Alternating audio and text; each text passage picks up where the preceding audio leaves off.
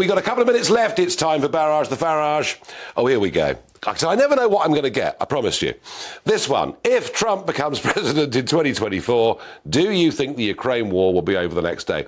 I tell you what, Grant, if Trump had been in the White House, Putin would not have invaded Ukraine. I thoroughly believe that.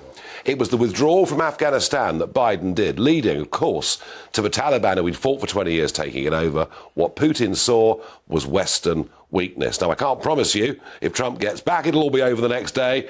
But I tell you what, if Putin feared the American president, and sometimes in the world, a little bit of fear is not a bad thing. Julian asks, Nigel, do you think that unless we leave the European Convention on Human Rights, illegal immigration will continue no matter what the Tories promise? All the while we've got foreign judges having a say over our country, all the while we've got our judges using European law, we'll never, ever deal with the problem. And we must deal with the problem.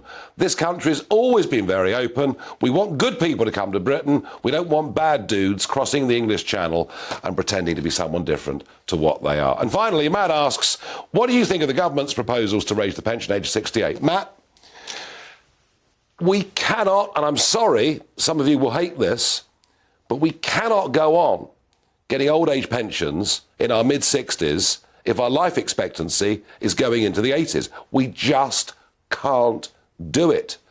And at some point, that pension age is going to need to creep up. It was designed at a time when people live much, much shorter lives.